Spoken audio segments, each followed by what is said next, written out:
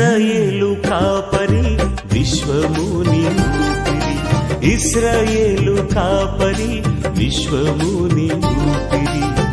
పరలోక సారథి ప్రభునా వారధి, పరలోక సారథి ప్రభునా వారధి, యేసు నా రథ సారథి, నా హృదయ కాపరి.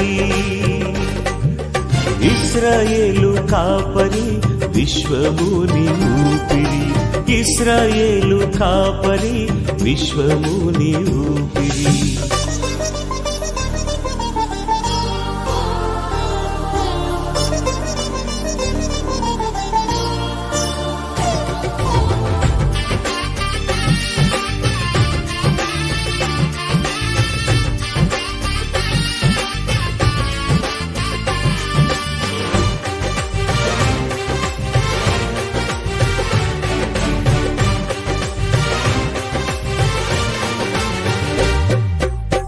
బబులోను బానిస బంధాలు తెంచి, బాధలు లేని బ్రతుకునియా.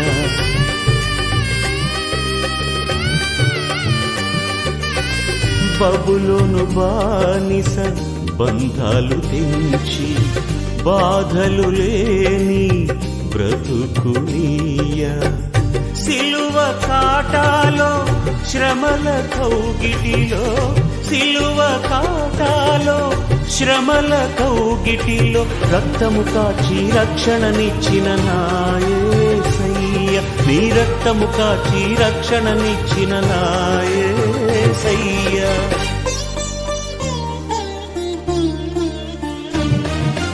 ఇశ్రాయేలు కాపరి విశ్వముని ఊపిరి, ఇశ్రాయేలు కాపరి విశ్వ.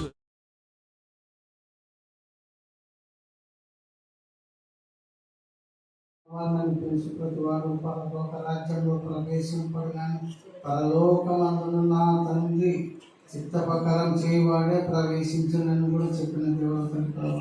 అవును తండ్రి, యేసుక్రీస్తు వారి తరపున మీ కుమారుడైన ఈ లోకాన్ని మీ చిత్తాన్ని నెరవేర్చాడు, నన్ను మీ సన్నిధి చేరాడు తండ్రి.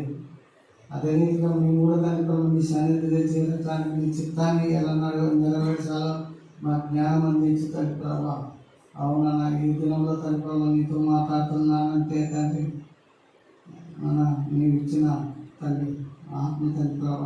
ఎందుకంటే తండ్రి ప్రభావ నదులు సేవించారు ప్రభావ, ఈయన బ్రతకడు, నేను కాలు రాదు చేయి రాదు అని చెప్పినాడు డాక్టర్.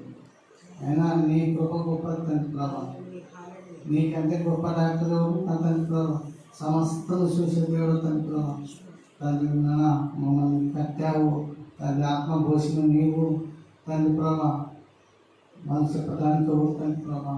అవునా ప్రభావ తండ్రి, నా గురించి ఎంతమంది ప్రార్థన చేసిన వాళ్ళందరికీ నాకు కృతజ్ఞత చెల్లించుతున్నాను తండ్రి ప్రభావ. ప్రత్యేకంగా తండ్రి ప్రభావ ఎప్పుడు తండ్రి ప్రభావ ప్రశాంతి విషయంలో తండ్రి ప్రభావ ఎంతగానో తండ్రి నేను ప్రార్థన చేసిన తండ్రి తండ్రి చక్కనైన తండ్రి ప్రభావ ప్రశాంతి తండ్రి ప్రభావ. కణాలు లేవు, రక్తం లేవు, పసిరీకలు ఈమెకి నొట్టు చుట్టుకున్నాయి అని డాక్టర్లే భయపడుతున్నారు. తండ్రి ప్రభావ ఈరోజు ఈ విధంగా తండ్రి ప్రభావ నీతో మాట్లాడుతున్నాను తండ్రి. తండ్రి ప్రభావ తండ్రి తండ్రి అవును తండ్రి ప్రభావ. నేను ప్రవీణ్ గురించి ప్రభావ, ఆయనకు ధనం లేక కాదు, ఆస్తి లేక తండ్రి ప్రభావ నీ సన్నిధిలో తండ్రి ప్రభావ నీకు ఇష్టమైన పని చేశాడు తండ్రి ప్రభావ. 15వ అధ్యాయం 32వ వచనం. ఇశ్రాయేలు రాజు రెమల్యా కుమారుడైన పెకాహు ఏలుబడిలో 2వ సంవత్సరమున యూదా రాజైన ఉజ్జియా కుమారుడు యోతాము ఏలిన ఆరంభించాడు. అతడు 25 ఏళ్ల వాడే యెరూషలేమునందు రాజై 16 సంవత్సరములు ఏలాడు. అతని తల్లి సాదోకు కుమార్తె అయిన ఎలీషా. ఇతడు యెహోవా దృష్టికి నీతిగా ప్రవర్తించి తన తండ్రి అయిన ఉజ్జియా శరీరం పూర్తిగా అనుసరించాడు. ఆయనను ఉన్నత స్థలమును కొట్టివేయకుంటుంది. జనులు ఉన్నత స్థలమునందు ఇంతకు ప్రార్థిస్తూ ధూపం వేయచ్చు ఉండేది.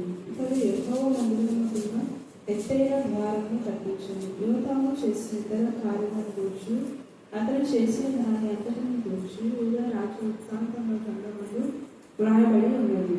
ఆ దినములలో యెహోవా సిరియా రాజైన రెజీనును రెమల్యా కుమారుడు అయిన పెకహును యూదా దేశం మీదకి పంపనారంభించాడు. యోతాము తన పితరులతో కూడా ఎత్తించి తన పితరుడైన దావీదు పురమును తన పితరుల సమాధిలో పాతిపెట్టబడింది. అతని కుమారుడైన ఆహాజు అతని కుమారుగా రాజాను.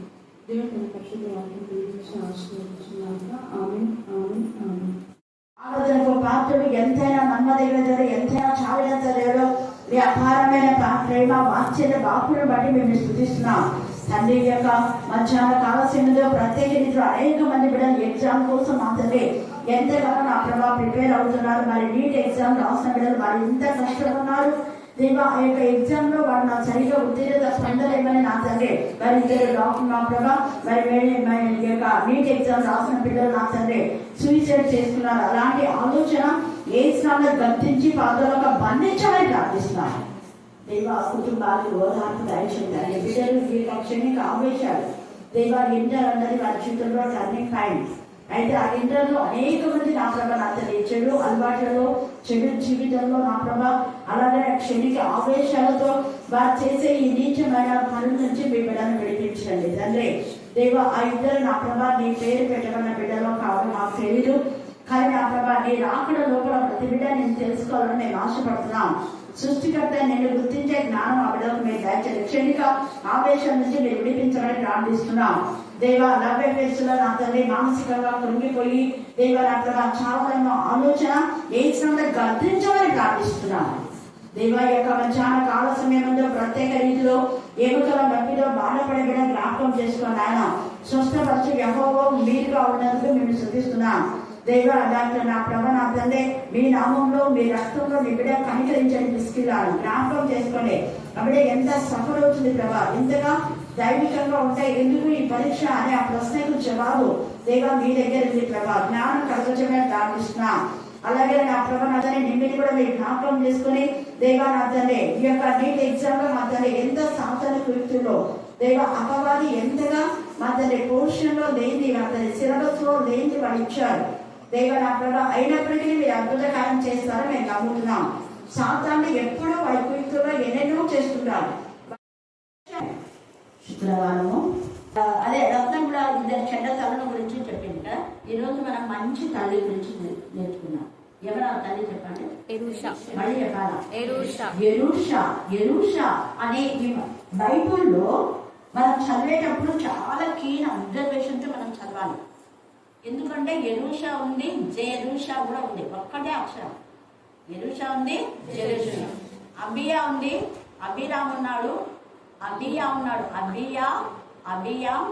అభిరామ్, అజయా, తర్వాత ఆహాజు, ఇలా కొంచెమే ఉంటాయి. హేమాను, హామాను చిన్నగా మనం ఎప్పుడు పడుకోకూడదు. హేమానేమో దేవునికి ఇష్టమైన వ్యక్తి, హామానేమో దేవుని విరోధి. అలాగనే ఇక్కడ మంచి తల్లులు ఉన్నారు, చెడ్డ తల్లులు ఉన్నారు, చెడ్డ అమ్మమ్మలు ఉన్నారు, చెడ్డ అత్తయ్యలు ఉన్నారు, చెడ్డ కుమార్తెలు కూడా ఉన్నారు. ఇక్కడ ఈ మంచి తల్లి ఎరూషా మనం చూస్తే ఇంకొక మంచి తల్లి కూడా మనం ఇక లేఖన భాగంలో చూస్తాం. ఈ యొక్క ఉజ్జియా యొక్క భార్య కూడా అక్కడ కూడా మనం చూస్తే ఇక్కడ చూస్తాం చూడండి. ఆమె పేరు ఎరూషా. ఇక్కడనేమో ఎరూషా ఉంది కదా, ఉజ్జియా తర్వాత ఎరూషా. ఇదే అధ్యాయంలోనే మనం పైన చూస్తే యొక్కల్యా ఉంటుంది. 15వ అధ్యాయం 1-2 వచనాలు చూడండి. ఇశ్రాయేలు రాజైన యెరోబాము ఏలుబడిలో 23వ సంవత్సరమందు యూదా రాజైన అమజ్యా కుమారుడైన అజర్యా ఏలన ఆరంభించాడు. అతడు 14 ఏళ్ల వాడై ఏలన ఆరంభించి యెరూషలేమునందు 72 సంవత్సరాలు అన్నదాన్ని చేసుకొని పక్కన 52 వేసుకోండి. ఎన్ని సంవత్సరాలు ఎన్ని అడిగినా అందరూ చెప్పాలా? మళ్ళీ చెప్పాలా? 52 సంవత్సరములు దావీదు కంటే ఎక్కువనే. దావీదు ఎన్ని సంవత్సరాలు ఏం చేశాడు? 40 సంవత్సరాలు నెమ్మదితో. ఇతను 52 సంవత్సరంలో రాజుగా ఏళ్ళాడు. కారణం ఏంటంటే అతని తల్లి ఎవరు? యెరూషలేము కాపురస్తురాలు, అంటే సియోను కుమార్తె. యెరూషలేమునకు సియోను అని కూడా ఇంకొక పేరు. దావీదు పట్టణము సియోను, యెరూషలేము. సియోను కుమార్తెలారా బహుగా సంబరపడండి, ఉత్సవండి. ఇదిగో నీ రాజు బారాపాక పశువైనటువంటి దాని పిల్లలు గార్దెను ఎక్కి మీ దగ్గరికి వస్తున్నాడు. కాబట్టి మీరు బహుగా కొంచెం కాదు, బహుగా ఉల్లాసించండి. మన యొక్క ఉల్లాసంలో ఇక ఈమె కూడా ఉండి ఉండవచ్చు. అదే ఒక ప్రవచనం ఎప్పుడో చెప్పిన ప్రవచనం. అయితే ఆ ప్రవచనంలో ఈమె కూడా దేవుని ఎందుకు బాగా ఆనందించండి కుమార్తె, యెరూషలేము కుమార్తెలారా అని చాలా చోట్ల ఎక్కారు. చాలా మంది యెరూషలేము కుమార్తెలు దేవునికి ఇష్టంగానే ఉన్నారు. కీర్తన 144:12 కూడా కీర్తనకారుడు రాస్తాడు కుమార్తెల గురించి. రాయండి, చదవండి.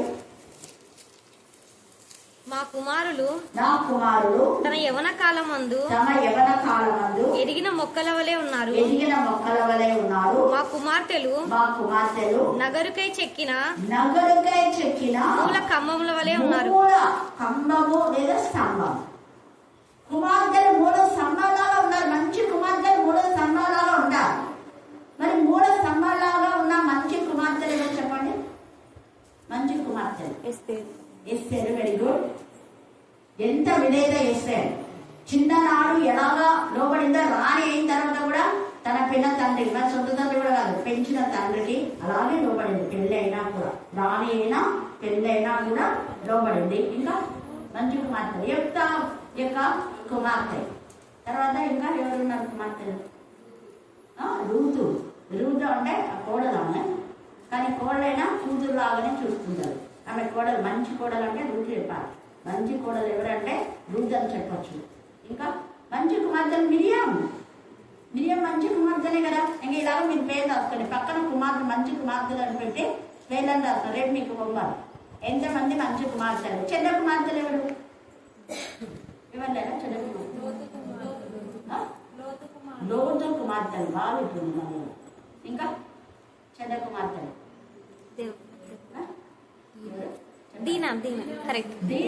దీనా. తర్వాత సొంత ఆలోచనలో వెళ్ళిపోయింది కదా. ఇంకా తర్వాత తామారు కూడా చెడ్డ కుమార్తె అంటే చెడ్డదనడానికి లేదు. వాళ్ళు సమృద్ధిని ఆధారం చేసుకున్నారు. వాళ్ళు చెడ్డ కుమార్తెలు అని కాదు అండి. కాబట్టి చెడ్డ కుమార్తెల్లోకి రాదు. వాళ్ళు సొంత ఆలోచనలోకి వెళ్ళిపోయింది. కాబట్టి వాళ్ళ జీవితంలో వాళ్ళు పాడు చేసుకున్నారు. ఇంకా చెడ్డ కుమార్తెలు అంటే ఇతరులకు కీడు చేసేవాళ్ళు. వీళ్ళు వాళ్ళ యొక్క సమృద్ధిని ఆధారం చేసుకుని తండ్రితోనే పాపం చేస్తున్నారు. కుమార్తెలు వీళ్ళు వాళ్ళు కాదు, వాళ్ళకు వేరే వాళ్ళ నుంచి శోధన వచ్చింది. ఎవరికి? తామారికైనా దీనాకైనా. తర్వాత ఇంకేమైనా చెప్పండి. సరే మీరు రాస్తున్నాంటే అది బాగున్నాం. అలాగే మంచి అవ్వలు, చెడ్డ అవ్వలు కూడా. ఇప్పుడు మీకు ఇంకొక ప్రశ్న. మంచి తల్లి ఎలీషా చెప్పినాం కదా. మరి మంచి అమ్మమ్మ ఎవరు? రూతు అత్త వెలుగు. అమ్మమ్మ కాదు, నాయనమ్మ. రూతు అత్త నాయనమ్మ. అమ్మమ్మ వెరీ గుడ్. తిమోతి వల్ల అవ్వ. యునేకి లోగి మంచి తల్లి మంచి అమ్మమ్మను కలిగి ఉన్నాడు తిమోతి. ఎంత బ్లెస్డ్ అసలు. మరి చెడ్డ అమ్మమ్మ ఎవరు? చెడ్డ అమ్మమ్మ. అందుకనే మీకు ఇంతకుముందు నేను చెప్పాను వాళ్ళంతా వాళ్ళందరూ అప్పుడు నోటెడ్ వాళ్ళు. ఇప్పుడు 4 సంవత్సరాలు ఇదేది కాబట్టి మర్చిపోయినట్టుంది. వాళ్ళకంతా నోటెడ్. మయక చూడండి. మనం చూస్తే ఈ యొక్క మైకా గురించి కూడా లేఖన భాగంలో చెడ్డ నిజంగా అమ్మమ్మలాగా మనం చూస్తాం. 1 రాజులు 15వ అధ్యాయం 1వ వచనం చదవండి. నెబాతు కుమారుడును రాజైన యెరోబాము ఏల్బడిలో 18వ సంవత్సరమున అబియాము యూదా వారిని ఏలనారంభించెను. అతడు 3 సంవత్సరములు యెరూషలేము నందు రాజుగా ఉండెను. అతని తల్లి పేరు మయకా. ఎంత మంచిగా ఇక్కడ యొకల్యా పేరుగా రాయబడింది. ఇదే మనం చూస్తే ఇంత మంచిగా ఉన్నటువంటి ఈ యొక్క కుటుంబాలలో దేవుడికి విరోధమైన విధానంలో అదే సంతతిలో నుంచే వస్తారు. మనం చూస్తే ఈ యొక్క 14వ అధ్యాయము 16 చదవండి.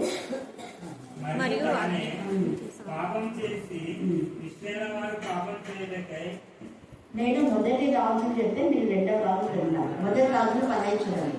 15 మేడం.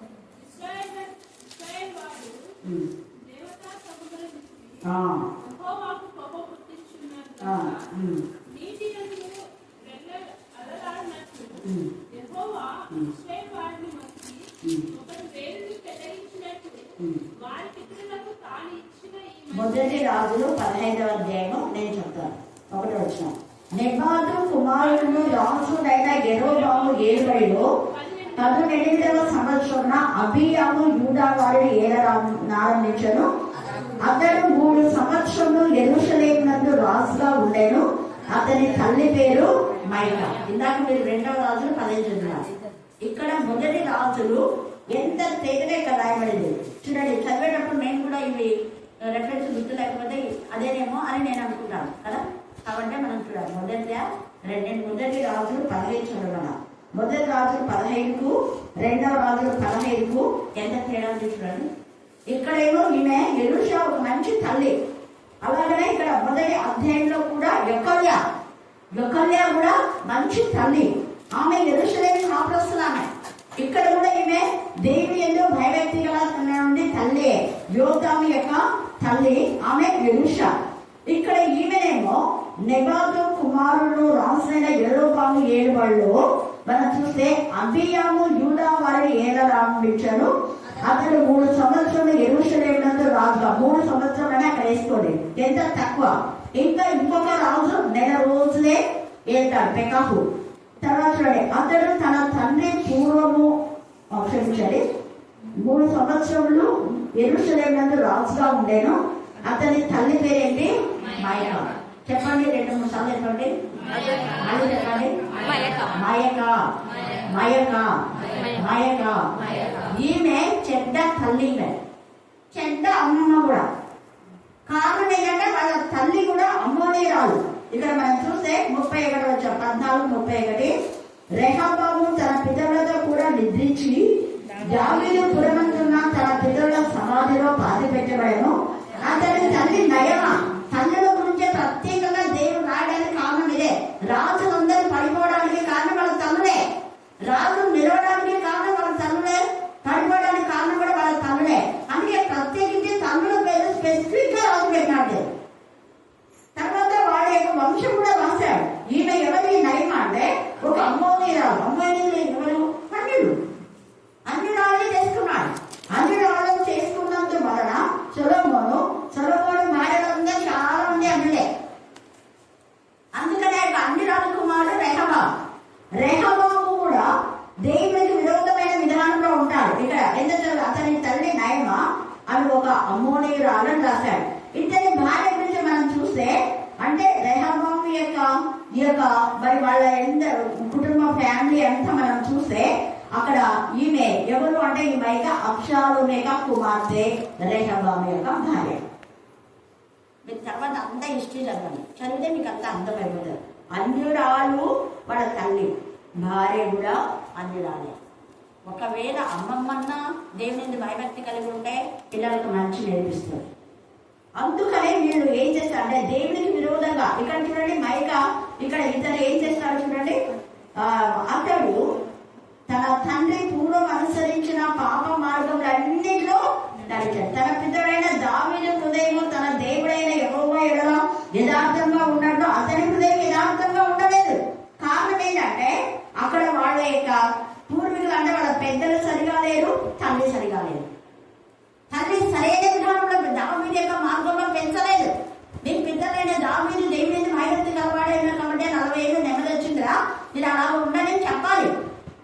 అలాగా నెబుకద్నెజరు వాడి యొక్క భార్య తన యొక్క నెబుకద్నెజరు కుమారుడిని హెచ్చరిస్తుంది. దాని మీ నాన్న తండ్రి కాలంలో ఉన్నప్పుడు ఒక వ్యక్తి ఉండేవాడు, దైవ ఆత్మ కలవాడు, అతన్ని విడిపించుకొని నీ కలభావం చెప్తుందంటే అప్పుడు విడిపించుకున్నాడు. మెడిటేషన్ అంటే హల్లెలూయా. అందుకే పూర్వం జరిగిన విషయాలు మీ పిల్లలకు చెప్పండి అని. పిల్లలకు మనం పూర్వం జరిగిన విషయాలు మనం చెప్తే వాళ్ళు కొంచెం అయినా భయపడి దేవునికి లోపడతారు. మీరు దేవునికి విరోధం ఉంటే దేవుని ఉగ్రత వస్తుందని ఖచ్చితంగా ఉగ్రత గురించి చెప్పాలి. శాపాల గురించి నిన్న పవన్ అదే చాలా మంది విన్నారు. నిన్న పాపం, శాపం, ఈ ఆశీర్వాదాలు ఏ విధంగా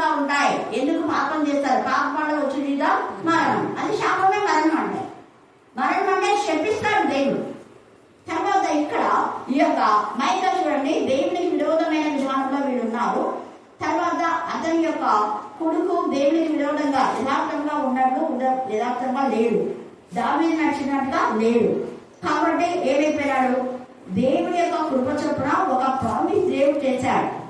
ఏమని అంటే 5వ వచనంలో దావీదుకు ఒక దీపమును అతనికి ఉండనిచ్చేదను అని చెప్పినాడు. కాబట్టి రెహబాముకు కొంత బ్లెస్సింగ్స్ ఇచ్చాడు. ఆ తర్వాత రెహబాము యొక్క కుమారుడైనటువంటి ఆస దేవుని యందు భయభక్తి గలవాడు. చూడండి ఇక్కడ 9వ వచనం నుంచి చదవండి. ఇశ్రాయేలు వారికి రాజైన యెరోబాము ఏలుబడి యందు 20వ సంవత్సరాన ఆస యూదా వారిని ఏలన ఆరంభించాడు. ఈ ఇశ్రాయేలు రాజు యెరోబాము కూడా పెద్ద దుర్మార్గుడు. ఒకప్పుడు మంచిగానే అంటాడు, అసలు ఏదో కదా సైన్యాధిపతి రాజుగా ఉండే అర్హతనే లేదు. దేవుడు పాపమని రాజు చేస్తే రాజు అయిన తర్వాత గర్విస్తాడు. ఇదే మొదటి రాజులు 13, 14, 15 అన్ని చదివితే మీకు అర్థమవుతుంది. యెరోబాము యొక్క భార్య మాయావేషం వేస్తారు. మాయావేషం వేషమని అదనే ఎక్కడ యెరోబామే. అలా చెప్పినందువల్ల దేవుడి యొక్క ఉగ్రత వచ్చి వాళ్ళ కొడుకు చచ్చిపోతారు, వేరే వాళ్ళు రాజు అవుతారు. ఇక్కడ ఈ ఆస యూదా వారిని ఏలన ఆరంభిస్తూ అతను 40 సంవత్సరం ఏలండి. ఎన్ని సంవత్సరాలంట? మళ్ళీ చెప్పాలా? ఈ 40 సంవత్సరంలో యెరూషలేము నందు ఏలుచుండెను. ఇంకా ఏలుతున్న సమయంలో అతని హవ్వ పేరు ఏం పేరంట? అతని హవ్వ పేరు మాయక. ఈమె ఎవరంట? అబ్షాలోము కుమార్తె. అబ్షాలోము ఎవరు? దావీదు కుమారుడు. దావీదు కుమారుడు అబ్షాలోము మంచి బుద్ధులే లేదు. వాళ్ళ తల్లి పరిగి వాళ్ళ బుద్ధి, ఈ కొడుకు కూడా అదే వచ్చింది. చాలా అందరంటే ఆమె అబ్షాలోము వాళ్ళ తల్లి. అందరంటే ఆమె గర్వించి ఆమె దేవుడికి విరోధంగా ఉంది, కొడుకును కూడా విరోధంగా పెంచింది. తండ్రిని చంపే కొడుకు తయారు చేసింది. భార్యలు అలా ఉన్నారా? తల్లులు అలా ఉన్నారా? ఒక తల్లి ఎంత నీచమైన విధానంలో సరైన పెంపకం ఉంటే అలా చేయడు. బత్షెబ దేవుడికి మహిమకరమైన విధానంలో పెంచింది. నిన్న లెమూయేలు గురించి చెప్పాడు. లెమూయేలు అంటే సొలొమోనే. లెమూయేలు తల్లి ఆ యొక్క కుమారుడికి బోధిస్తుంది కదా, అది లెమూయేలు నా కుమారుడా, నా మొక్కులు మొక్కి కలిగా కుమారుడా. రాజును నశింప చేసేదానికి రాముడు. 31 కాదు 30లో ఉంటుంది. 30 చదవండి. సామెతలు 31 వచ్చిన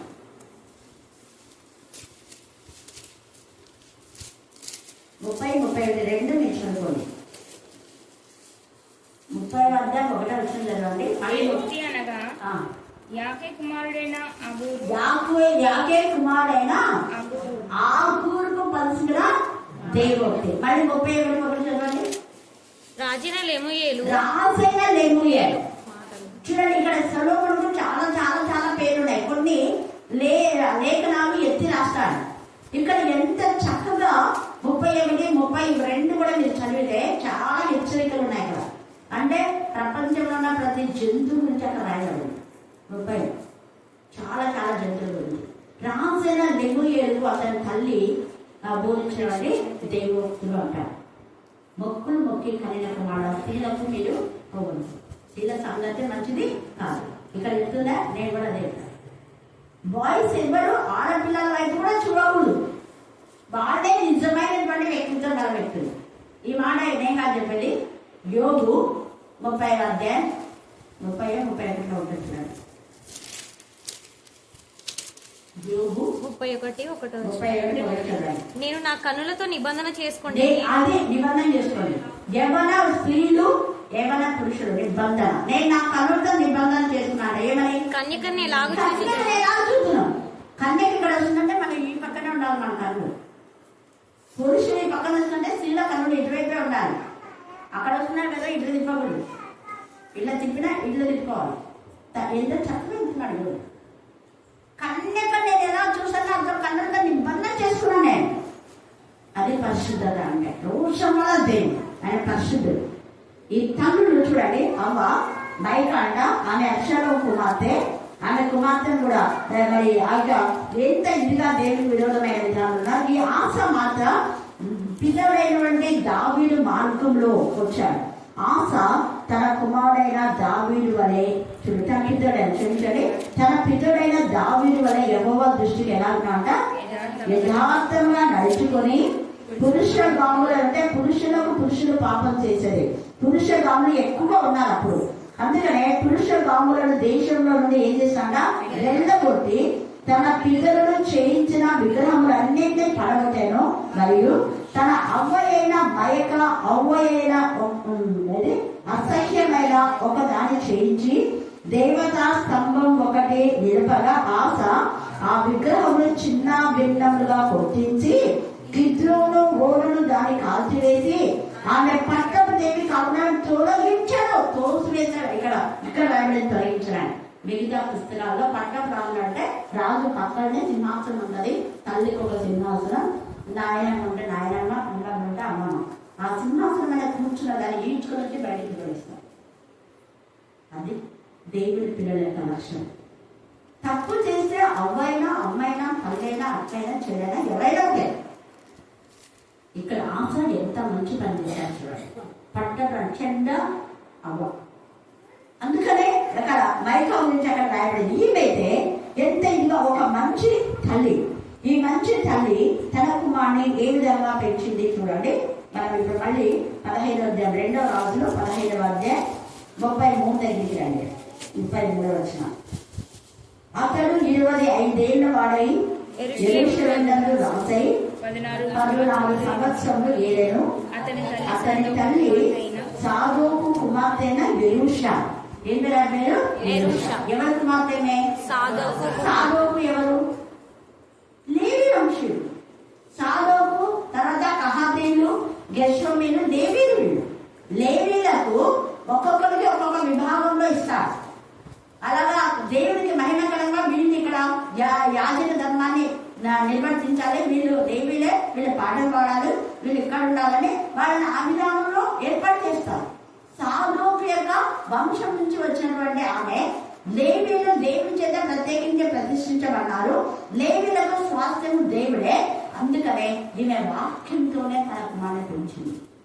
దేవుని బాల్య దినముల నుంచే నిన్న, అందుకే నేను పదే చెప్తున్నా, ద్వితీయోపదేశ కాండంలో వీళ్ళు నెరవేర్చిన ద్వితీయోపదేశ కాండంలో ఉన్న భాగంలో ఏ తల్లి అయితే నెరవేరుతుందో ఆ తల్లి యొక్క కుమారుడు ప్రశాంతంగా రాజ్య పరిపాలన చేస్తారు, లేదా జీవిస్తారు, లేదా వాళ్ళ జీవిత దినాలు నెమ్మదిగా ఉంటాయి. ఏ కుమారుడి జీవితం నెమ్మదిగా లేదు అంటే తల్లి సరిగా వాళ్ళను పెంచలేదు. చూడండి, ద్వితీయోపదేశ కాండం మనం చూస్తే 6వ అధ్యాయం 6 నుంచి 10 చదవండి.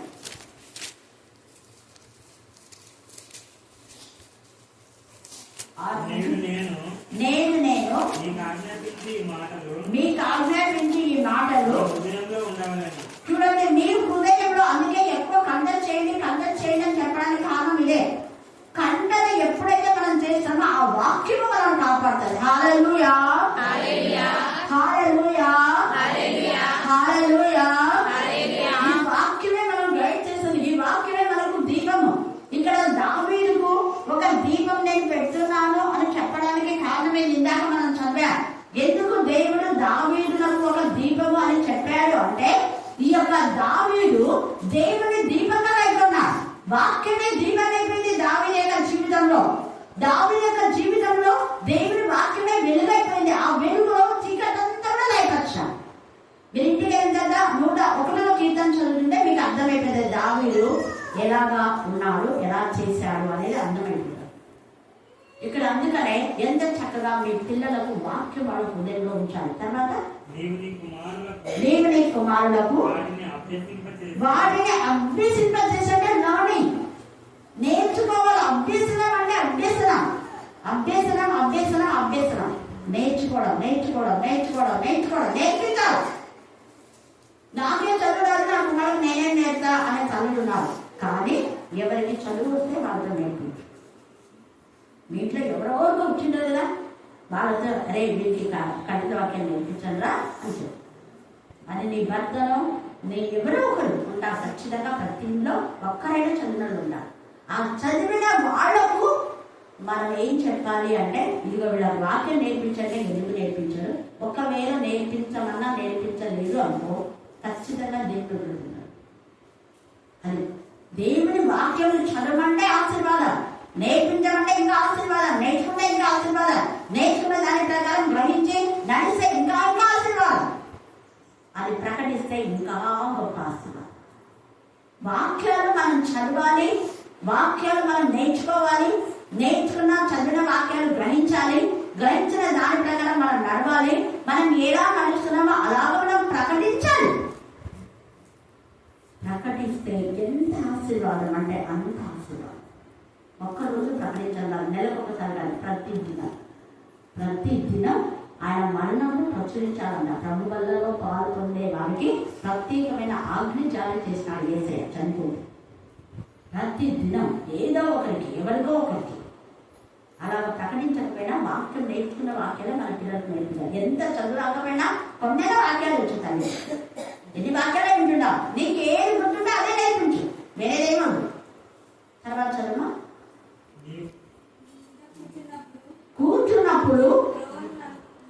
కూర్చునేటప్పుడు వాళ్ళకి వాక్యం చెప్పమంటే కూర్చునేటప్పుడు అన్నం తెలుసుకుంటే జాబిని రావే, చందనామ రావే, జాబిలు వస్తుందా, చందనామ వస్తుందా? రాని వాళ్ళే రమ్మని చెప్తున్నారు. అది రాదని తెలుసు, వాడు నవ్వుతాడు. నువ్వు జాబిని రావే, చందనామ రావే అంటే రానే రాలేదంటే వాళ్ళు దిక్కు రావాలి. నీకు చేత కాదు, జాబిని పిలిచే చేత కాదు, చందనామ పిలిచే చేత కాదు. కానీ చేతనేం పని చేయమంటే వాక్యాలు చెప్పొచ్చు కదా, చెప్పాలి. దేవుడు వాడారు ఎన్నిలో వాడుతున్నారు. అరే చూడరా బైబిల్, అరే ఇక అది రా, ఇది రా, తిన్నా తొందరగా దొంగలు వస్తారా, బుజ్జోడు వస్తారు, వస్తారు. ఎందుకు మనవాడితో మనం చెప్తున్నాం కదా, బుజ్జోడు వస్తారా అంటే బుజ్జోడు వస్తారు, మన భయపెడతారు. దొంగోడు వస్తాడు అంటే దొంగడు రాకుండా దొంగోడు వస్తాడంటే వాడు వస్తాడు. ఎందుకు నువ్వే చెప్తున్నా కదా నేను చెప్తాను. అలాగనే దేవుడు ఉన్నారా అంటూ, దేవుడు ఇంత మాట్లాడతారా, ఇది దేవుడి వాక్యంగా అని చెప్పండి. పాజిటివ్లో మాట్లాడండి. ఎప్పుడు లేమంటే లేమే. దేవుడు ఉన్న స్థితిపడి దేవుడిని స్థుతించండి. వాక్యం ఏదో మాట్లాడుతుంది. కూర్చున్నప్పుడు వాక్యం చెప్పు, లేచినప్పుడు వాక్యం చెప్పు. లేచింది మొదలు పండుకునే కలిగి ఏమేమో చెప్పుకుంటే, నడిచేటప్పుడు వాక్యం చెప్పాలంటే సోది కావాలి, పక్కన కూర్చుని సోది కావాలి. పక్కింటి ఆయన గొడవడింది, రే పక్కింటి ఆయన గొడవడి చూడు, వాడి వైపు వెళ్ళే గానా, వాళ్ళ పిల్లలతో మాట్లాడే గానా, అంతుంది. తల్లిలో ఉన్న చెడ్డ ఆలోచన పిల్లలు, అరే మేము పెద్దలంగా మీరు పిల్లలుగానే ఉండాలి అని చెప్పాలి. హల్లెలూయా, హల్లెలూయా, హల్లెలూయా. చిన్న వయసులో విషబీజాలంటే ఆ విషబీజమే రేపు నేను తన ఎలా తయారు. కారణం మరి దేవుడు వాక్యం చిన్నప్పుడే బాల్య దినంలో అయితే. అందుకే అన్నాడు కదా ప్రసంగిలో 11 లేత వయసు నడిప్రాయంలో తిరిగిపోతుంది. కాబట్టి ఎవరైనా కావాలంటే సృష్టికర్తను ఏం చేసుకోవాలి, చూసుకోవాలి. బాల్య దినంలో అయితే స్మరణకు తెచ్చుకోండి ఈ వాక్యం. కూర్చున్నప్పుడు, లేచినప్పుడు, నడిచినప్పుడు బాసికం వల్లే తల కట్టడం అంటే అప్పుడు చెప్పిన ఈ బాసికమే ఇప్పుడు పెళ్ళినప్పుడు బాసికం కడుతుంటారు. దాని లోపల కొన్ని వాక్యాలు ఉంటాయి, తెలియదు చూసినారు కదా మీరు. అదే కానీ మనం కట్టుకోవాల్సింది తల లోపల మనం నియమించుకోవాలి. మన తలలో వాక్యం ఉండాలి. మన తలలో వాక్యం ఏంటంటే మన యొక్క వెలుగులో మనం నడవడానికి కారణం. మన ఇంటి ద్వారబంధం దగ్గర వాక్యం అంటే ద్వారబంధాలకు కొబ్బరికాయలు పడతారు, ద్వారబంధాలకు గుమ్మడికాయలు పడతారు, ద్వారబంధాలకు అలవీర చెట్టు కడితే మేము ధైర్యం పోతుంది. అలవీర చూసి అది పారిపోతుంది. అలవీర కట్టుకుంటారు, కాలు నొప్పి వస్తాయి. అలవీర కట్టుకుంటారు, ఇళ్ళలో దయ్యాలు వస్తాయి. అలవీర కట్టుకుంటారు, రోగాలు వస్తాయి. మరి అలా ప్రాణం చేయక నేనంటే ఏం ప్రాణం చేయాలి, అలవీర కట్టినాం కదా, అదే పోగొట్టుకో అంటారు. అలా ఉందా? కరెక్టేనా? గుమ్మడికాయ కట్టినావు కదా, మరి నీ ఇంటికి వచ్చి నేనెందుకు రానిస్తుంది? ఇంకా గుమ్మడికాయ నీకు దిగునా చేసేవన్నీ చేస్తారు. మన దీవెన రావాలంటే ఎన్ని వస్తాయి? దేవునికి ఇష్టంగా ఉంటారు. మంచి తల్లి పిల్లలకు మంచి నేర్పించాలని చెడు కాదు నేర్పించాల్సింది. మన పిల్లలకి ఏం నేర్పించాలి? చూడమ్మా, నువ్వు పెద్దగా ఉన్నావు, నువ్వు ఆడపిల్ల ఉన్నావు, నువ్వు సరిగా ఉండు, ఎక్కడున్నా కూడా నీ చుట్టూ సరిగా ఉండు, ఇవి నేర్పించాలి. అంతేగాని ఆడిపోద్దు, ఈడిపోద్దు, ఆడవాళ్ళున్నారు, ఈడవాళ్ళంటే ఈడ నువ్వు కట్టే పెడతావు. నువ్వు పనికి వెళ్ళిన తర్వాత అప్పుడు ఎక్కడ వెళ్ళి తెలుసా? తెలియదు. కానీ వాళ్ళు ఉన్నా లేకపోయినా వాళ్ళ ప్రవర్తన నుంచి మనం నేర్పించాలి. మన లోపల ఉన్న జాబులు ఎక్కడికి వెళ్ళినా నీ జీవితాన్ని పరిశుద్ధంగా కాపాడుకో అని చెప్పాలి. ఇక్కడ అక్కడ పోతే అంటారు. వాళ్ళ చర్చలు ఎంతమంది అంటారు పంపిస్తున్నారు, చర్చకి పంపిస్తుంటారు. అన్నమాట చర్చలు ఎంతమంది ఉంటారు, వాళ్ళు ఏమేమో పెద్దలు మాట్లాడుతున్నారు. ఇక్కడ ఈమె అలా చేయలేను, ఈ ద్వితీయోపదేశ కాండంలో ఏముందో అది కూర్చున్నప్పుడు చెప్పింది, నిలబడినప్పుడు చెప్పింది, తర్వాత నడిచిపోతుంటే కూడా చెప్పింది. పండుకున్నప్పుడు కూడా అంట. పండుకున్నప్పుడు ఏం చెప్తున్నావు నువ్వు నీ పిల్లలకు? ఇది కంటెక్ట్ చేయండి, అందరి తల్లులు కంటెక్ట్ చేయండి. మీ పిల్లలకు చదవచ్చు కాబట్టి కన్నా తల్లుల పిల్లలకు అందరికి చదవచ్చు. సో పిల్లలైన మీరు మీ తల్లులకు ఇది నేర్పించండి, ఇది కంటెక్ట్ నేర్పించండి. నేర్పించి మీరు కూడా ఈ ప్రకారం నేర్చుకోండి. అమ్మా నాకు ఇది చెప్పమ్మా, చెడ్డలు చెప్పొద్దమ్మా, వాళ్ళతో మాట్లాడదు, ఏదో మాట్లాడు, అక్కడ పోండి ఇక్కడ పోందని చెప్పమ్మా, చెప్పొద్దమ్మా. నువ్వు లేనప్పుడు నేను ఎక్కడ వెళ్ళి నీకు తెలుసామా? ఈ వాక్యం నాలో ఉంటే ఎక్కడికి పోకూడదు, నాకే దేవుడు మాట్లాడు. నువ్వు చెప్పిన అవసరం లేదు, దేవుడు నాతో మాట్లాడతా. ఈ వాక్యం నేర్పించు, దేవుడు గైడ్ చేస్తా. ఎవరిని చూడకూడదు, ఎవరితో మాట్లాడకూడదు, ఎక్కడ కూర్చోవాలి, ఎలా కూర్చోవాలి, ఎలా డ్రెస్ వేసుకోవాలి, అన్ని ఈ వాక్యమే. అందుకే ఈ పరిశుద్ధ గ్రంథంలో ఆదికాండం నుంచి ప్రకటన వరకు ఇది చాలా చాలా మూల అంశం. మా తల్లులు అలా నేర్పించారు, మా అమ్మమ్మలు, తాతయ్యలు. మా తాతయ్య 4 గంటలకే కాంగ్రెస్ చుట్టూ మా ఇంట్లో అక్కడ చూసి మా ఇంటికి వచ్చిన తెలుసు. అది కాంగ్రెస్ చుట్టూ కొట్టాలి, అది గడియారము. అది 4 గంటలకు మోగేటప్పుడు మేము లేయాల్సింది. లేకపోతే అందరికీ నీళ్ళు చదివేస్తాను, గ్లాస్తో నీళ్ళు తెచ్చి మొత్తం చదివేస్తాను. లేచిన తర్వాత మేము మొత్తం సేపు 5 నిమిషాలు మీకు మీరు పర్సనల్ ప్లేస్ మేము చేసుకోవాలి. తర్వాత ప్రార్థన కూర్చోవాలి. అది పాట పాడుతుంటే అందరికేసం మూసేస్తాను. మరి మాకు అదే మాట్లాడాలి, చదువురాను. మీరు చదువు వచ్చి వేస్ట్. కరెంట్ పోతే ఎలా అవుతారు మీరు? అట్లనే పాడాలి, నేర్చుకోవాలి పాట. అలా నేర్పించాలి. అమ్మమ్మ కూడా వాక్య ఆమెకేమి చదువుతారు, కానీ నేను రోజు ఒక అధ్యాయం చదివి వాళ్ళిద్దరికి వినిపించాను. వాళ్ళు నేర్చుకున్నవి నాకు చెప్తారు, నేను నేర్చుకున్నవి వాళ్ళు చెప్తాను. రోజు నాకు అనేది స్కూల్ నుంచి వచ్చిన తర్వాత, స్కూల్ నుంచి వస్తే ఫస్ట్ అది చేసి ఆ తర్వాతనే ఏదైనా మిగతా కార్యక్రమం. పొద్దున ఇవన్నీ చెప్పారు. పొద్దున మాత్రం ప్రార్థన అంతే, వాక్యం చదివి ఒక పాట లేదా 2 పాటలు. తర్వాత మేము కొంచెం సేపు ఒక అర్థం ఉండాలని వేదికలో చదువుకోవాలి. తర్వాత వంట పనులు చేసుకోవాలి. ఎవరి స్కూళ్ళకు కాలేజీ వెళ్ళేవారు కాలేజీకి. అది క్రమశిక్షణ. వచ్చిన తర్వాత బడి వదిలినారంటే అక్కడ బడేయడం, బజార్లో రావడం. అది కానీ నేర్పించాల్సింది పిల్లలు. బయటికి పోకుండా నేర్పించాలి, గేట్ బయట దాటకూడదు పిల్లలు. క్రమశిక్షణ అంటే అది. ఈ తల్లి ఎలీషా అలాగా నిజంగా పెంచింది కాబట్టి ఆ యొక్క కుమారుడు పదాలు అక్కడ ఎన్ని సంవత్సరాలు ఏలాడు అనేది కాదు, కానీ ఇంత మంచి కుమారుడు చూడండి. తల్లిగా బాగా పెంచింది. కొంతమంది మధ్యలో వెళ్ళిపోతుంటారు, అందుకే మీకు ఇది చెప్తున్నాయి. తల్లి బాగానే పెంచింది, భయభక్తిగల విధానంలో పెంచింది. దావీదు యొక్క మార్గంలో నడిపించింది.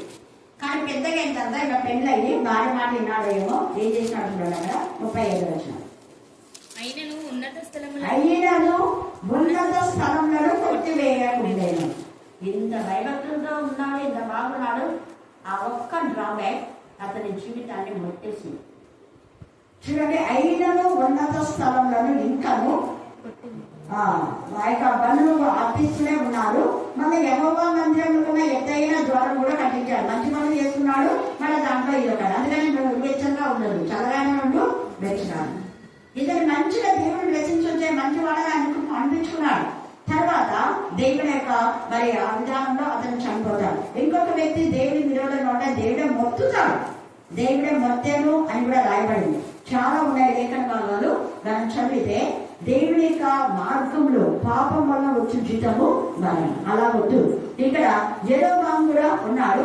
ఈ యెరోబాము గురించి మనం చూస్తే భయంకరమైన విధానంలో దేవునికి విరోధంగా పాపము చేయడానికే కారణమవుతాడు.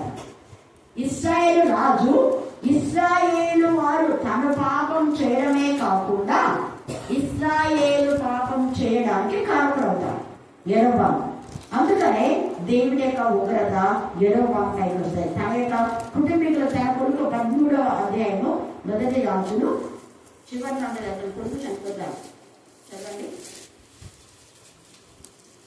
క్షమించండి, 1వ రాజు కాదు, 2వ రాజు 13. 13వ అధ్యాయము 1 నిమిషం 2-3 వచ్చినారు. 13వ అధ్యాయం 2వ రాజులు. ఇతడు ఇశ్రాయేలు వారు పాపము చెయ్యుటకు కారకుడకు నెబాతు కుమారుడైన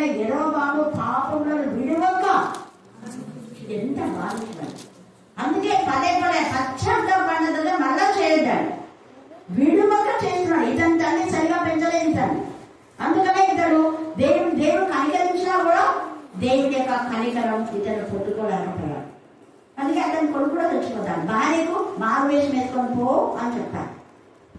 ఇక్కడ చూడండి, యెరొబాము పాపములను విడువగా అనుసరించుతూ యెహోవా దృష్టికి చెడుతనం జరిగించాడు. కాబట్టి యెహోవా కోపము ఇశ్రాయేలు వారి మీద రగులుకొనగా, ఇక్కడ యెరొబాము మీద రగులుకుంది. యెరొబాము మాట విన్నందుకు ఇశ్రాయేలుల మీద కూడా రగులుకొనగా, ఆయన సిరియా రాజైన అజాయేలు దినములన్నిటిని, అజాయేలు కుమారుడైన బెన్హదదు దినములన్నిటిను ఇశ్రాయేలు వారికి అప్పగించారు. అంటే విరోధులను లేపుతాడు దేవుడే విరోధులను లేపుతాడు. ఇక్కడ కూడా ఈ యొక్క 2వ రాజులు 15వ అధ్యాయంలో కూడా అక్కడ కూడా దేవుడు విరోధులను లేపుతాడు. ఈ యొక్క 36వ వచనం, యోతాము చేసిన ఇతర కార్యాలను గురించి, అతడు చేసిన దాని అంతటి గురించి యూదా రాజుల వృత్తాంతముల గ్రంథములో వ్రాయబడి ఉన్నది. ఆ దినములలో యెహోవా సిరియా రాజైన రెజీనుడు, రెమల్యా కుమారుడైన పెకాహులు యూదా దేశం మీదికి పంపనారంభించిన దేవుడే విరోధమైతే విరోధం లేపాడు. అందుకని యోతాము తన పితరుల కోట్లో కూడా నిద్రిస్తాడు. అతనికి మారుగా అతని యొక్క కుమారుడు ఆహాజు రాజుతాడు. చూడండి, ఈ యొక్క మధ్యాహ్న కాల సమయంలో మనము దేవుడికి విరోధంగా పాపం చేస్తే మనకు విరోధులు ఎక్కువైపోతారు. దేవుని సన్నిధికి రాకుండా ఇంత దగ్గర ఉండదు. పదే రండి అని చెప్పాలి. ఎన్నిసార్లు చెప్పినా రాదు. మన పిల్లలు కావాలంట, ఎట్లయితే ఇంత దగ్గర వేరే ఊరు నుంచి ఆ పాప ఎంత రాదు వస్తుంది పిల్లలు గుడిపాల నుంచి, ఈ నుంచి రాదు సెలవు ఉన్నా. ఈ మధ్య ఎన్నిసార్లు రాలా నోట్స్ పెట్టుకొని పాపం చేసుకోండి. నేను ఎందుకు చెప్తున్నాను, యథార్థంగా చెప్తున్నాను. మీరు ఎన్ని ఆప్షన్స్ అవుతారో అంత లేట్ అయిపోతున్నారు. మీరు ఎంత రెగ్యులర్గా వస్తారో అంత రెగ్యులర్గా దేవుడు కూడా పాలించాలి. అదేదైనా ఉద్యోగం కానీ, పిల్లలు కానీ, వివాహం కానీ, ఏదైనా ఆర్థిక సహాయం కానీ మన రెగ్యులర్గా దేవుడు మీకు సోర్స్ విడుదల చేస్తారు. మనం ఈ మే నెల మాసంలోనే కదా నిత్యంగా నీ చేతిలో కష్టాలు మీరు అన్నిలకు అన్నిలకంటే అనవసరంగా వేస్ట్ కాదు. అనవసరంగా వేస్ట్ కాకుండా దేవుడు కాపాడతాడు. అలాగే దేవుడి చేత మనం ఆస్వాదించబడాలంటే దేవుడికి ఇష్టంగా ఉండాలి. దేవుడికి ఇష్టంగా ఒక చిన్నతో అన్ని బాగా చేస్తున్నాడు, ఒకటే పడతాడు. ఆ యొక్క ధూపం వేసే వాడిని అతను పడవట్లేదు. అందుకనే దేవుడు అక్కడ విరోధం పెడతాడు. యోతాము తల్లి బాగానే పెంచిన వరకు దేవుడికి మహిమకరంగానే ఉన్నాడు. పెళ్ళైనాక ఇంకా మరి భార్య పొందడమో ఏమో మనం తెలియదు. ఇక్కడ రాయ వల్ల ఉన్నది మట్టుకే మనం నేర్చుకున్నాం. చాలా మంది భార్యలను బట్టి చెడిపోతున్నారు, రాజు పడిపోతున్నారు, చెడిపోతున్నారు, మొత్తం పడుతున్నారు, కుంగిపోతున్నారు, అపజయిపోతున్నారు. ఇవన్నీ లేకుండా మనం దేవుడికి మహిమకరంగా ఉందాం. ఇక్కడ ఈ తల్లి ఎంత మంచి తల్లి. అలాగే మనం చూస్తే యెరూషా కానివ్వండి, తర్వాత మనం చూస్తే ఇక్కడ కూడా ఈమె యొక్కల్య కూడా ఎంత మంచి తల్లి. యెరూషలేము కాపురస్తున్న ఆమె తన యొక్క కుమారుని దేవుడికి మహిమకరంగా ఇక్కడ మనం చదివితే 15వ అధ్యాయంలో అమర్జయ చర్య అంతటి ప్రకారం యెహోవా దృష్టికి నీతి గలవాడే ప్రవర్తించాడు. ఈయన కూడా అంతే. అయితే ఉన్నత స్థలంలో మాత్రం ఏం చేయాలి, కొట్టివేయడు. అందుకని అతన్ని కూడా దేవుడు మొత్తుతాడు. 4వ వచనం చదవండి, 4-5 వచనాలు. ఉన్నత స్థలములను మాత్రమే కొట్టివేయలేదు, ఉన్నత స్థలములను మాత్రమే ఉంటాయి. అవి మాత్రం ఉంచడానికి అన్ని మంచిగా చేస్తున్నాడు. ఈ మాత్రమే అదొక్కటే అంటున్నారు కదా, అన్ని బాగున్నాయి, ఇది ఒక్కటే నీకు కొలు రాదు. ఆ ఒక్కటి కొలతనే నేను తలకింద చేసేది రాదు. వద్దు, ఆ ఒక్క పాపమే, ఆ ఒక్క ఆలోచనే, ఆ ఒక్క చెడ్డ అలవాటే, ఆ ఒక్క అలవాటే నీ జీవితాన్ని దారుణాలు చేస్తుంది. చేసుకోదు. ఆ ఒక్కడేదో అది తీసేసేది. అందుకే అంటాడు పదే ఇంకా ఒక్కటి కొనుగోలు. ఆ కొనుగోలు ఏదో మనం పూర్తి చేసుకొని దేవుని బ్లెస్సింగ్ జీవిత పర్యంత వరకు దేవుని ఆహ్వానం పొందుతున్నాం. ఇక్కడైతే ఆ ఒక్కడి మాత్రమే అంట, ఆ ఒక్కడి మాత్రం కొట్టివేయలేదు. ఉన్నత స్థలంలో ఎందు ఇంకను బరుడు అర్పించుడు, ధూపం వేయించుడే యెహోవా ఈ రాజు ఏం చేశాడ, మొత్తినందున ఇక్కడేమో విరోధం పంపించాడు, ఇక్కడేమో దేవుడు మొత్తినందున అతనికి ఏమైంది, కుష్ఠరోగి అయి ప్రత్యేకంగా ఒక నగలు అంటే బతికినా చచ్చిన నగలు జీవించిన పేరు మాత్రం దీనిము వృత్తులవే బ్రతికినా చస్తుందో జీవితం. క్రిస్తులోనే ప్రత్యేక గదిలో ఉంటాడు. అతనికి మాదిగా అతని కుమారుడైన యోతాము వస్తాడు. యోతాము కూడా మరి మంచిగానే. కాబట్టి ఈ యొక్క మధ్యాహ్న కాల సమయమందు మనం దేవునికి మహిమకరంగా, దేవునికి ఇష్టంగా, దేవుని చిత్తానుసారంగా మనం లేఖన భాగాలు చదివేటప్పుడు ప్రతి పదాన్ని, ప్రతి అక్షరాన్ని జ్ఞాపకం చేసుకుంటూ చదువుతాం. దేవుడు ఈ లేఖన భాగాన్ని దీవించి ఆశీర్వదించుగాక. ఆమేన్, ఆమేన్, ఆమేన్. ఇప్పుడు చెడ్డ అమ్మమ్మలు ఎవరు విచ్చలవిడిగా తిరుగుతూ విచ్చలవిడిగా అయినా తాగుతూ బ్రతుకుతున్నారేమో నా తన వ్యర్థమైన వాటిని నేను వాడుకుంటూ నడుస్తున్నాను. స్తోత్రం చెల్లిస్తున్నాం తండ్రి. నా ప్రభు నా సీతారామకు జ్ఞాపకం చేసుకోతుంది. అమ్మాని తిరిగి లేనట్టుగా నా తండ్రి బిడ్డ పెరుగుతున్నదయ్యా. నీకే స్తోత్రం చెల్లిస్తున్నాం. నీ బిడ్డకి ధైర్యం పచ్చి నడిపిస్తున్న విధానం బట్టి స్తోత్రం ఉంటాను. ఇంత చిన్న వయసులోనైనా నీ బిడ్డ ఏ రీతిగా పెరుగుతుందో నీకు తెలిసిన నీ మందిరంలో ప్రతి దినంలో నడిపిస్తున్నందుకు స్తోత్రం. నీ బిడ్డ తండ్రి ఎంచుకైనా పెరుగుటకు కృప దయచేయండి దేవా. మీకే స్తోత్రములు, మీకే స్తోత్రములు. నేను ఎంతో కఠినమైన మనసు ఇచ్చినా మార్పు లేని జీవితం నేను ఆ తల్లి వల్ల జీవిస్తున్నది తండ్రి. అక్కడ మార్పు దయచేయండి దేవా. మీకే స్తోత్రం, నీకే వందనాలు, స్తోత్రం. ఈ దినమంతా నేను తల్లుల గురించి నా తండ్రి ఎక్కడైతే ప్రకటిస్తున్నారో ప్రతి ఒక్క సంఘంలో నేను దీవించి ఆశీర్వదించండి దేవా. నీ బిడ్డలు నా తండ్రి ఎందరైతే నాయన ఎగ్జామ్స్లో నేను ఫెయిల్ అయినా తండ్రి మరణంలో నా తండ్రి నందుతూ నా తండ్రి అట్టి బిడ్డల్ని జ్ఞాపకం చేసుకుని అట్టి పనులు చేయకుండా నా తండ్రి ధైర్యంగా నా తండ్రి మరొకసారి నేను కట్టుకొని పాస్ అయ్యేలాగా కృప దయచేయండి దేవా. నీకే స్తోత్రములు, నీకే స్తోత్రములు. నేను నీ యొక్క యవన బిడ్డలకి యవన